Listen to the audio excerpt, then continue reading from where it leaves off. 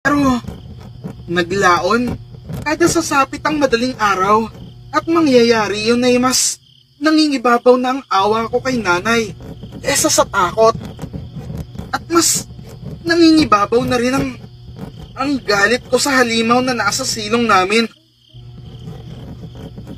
Pasalamat na lamang din siguro kami na mas mahaba ang umaga kaysa gabi ng mga panahon na iyon. Ibig kong sabihin ay mas maikli ang dilim kaysa liwanag ng mga panahon na iyon. Gawa ng buwan ng Abril ito nangyari. Panahon ng summer dito sa Pilipinas. Nang mga panahon kasi na iyon, kamisteryo, ay hindi namin matsyempohan si Lolo. Gawa ng lumuluwas kasi ito pa Maynila para magkalakal ng mga newly harvest na gulay. Hawak naman ni Lolo ang oras niya. Dahil sa pamilya naman namin ang inaning gulay. At pagmamay-ari rin naman namin yung truck. Mahigit isang buwan din na halos naranasan namin ng paulit-ulit na pagdalaw ng aswang doon sa silong namin. Nagsasaboy man si tatay ng asin kung ano-ano pang mga pangontra ko sa aswang sa ilalim ng silong namin ay tila wala namang nagagawa ang mga iyon sa aswang.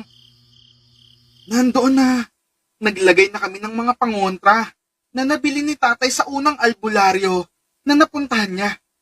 Pero peke ata ang mga iyon at wala namang nagbago.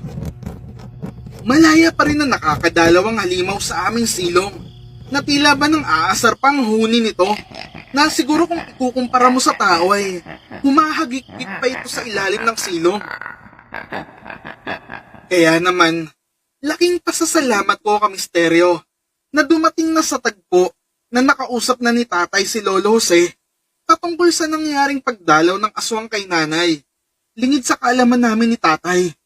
Ito palang si Lolo ay may itinatagong kaalaman sa mga ganitong bagay-bagay. Naku, Juputay, huwag kang mag-alala. Ako ang bahala. Mag-aalas 5:30 ng hapon nang makabalik si Lolo sa bahay.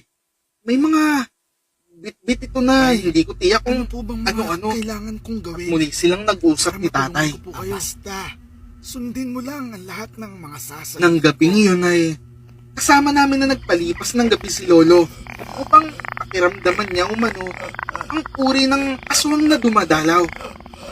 Pero naglagay na siya ng pangontra sa damit ni nanay at tagabulag at pangtago ng amoy sa mga kagamitan na dala-dala niya sa bahay. Maaari daw kasi na makahalata yung aswang kung maaamoy nito ang mga pangontra. At bukod pa dyan, ay nag-orasyon pa si Lolo sa isang pinaghubaran na damit ni nanay.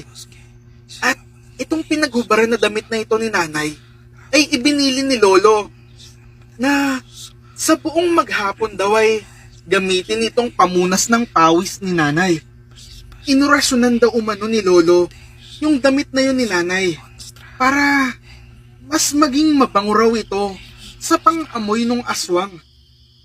At tiyak na babalik ito sa susunod na gabi kung saan isasagawa na ni Lolo ang huling parte ng plano niya. Nako! Ising-isi na to sa akin, Jun. Sisiw na sisiw. Gayong alam ko na kung ano ang katangian mayroon ng bisita ninyo.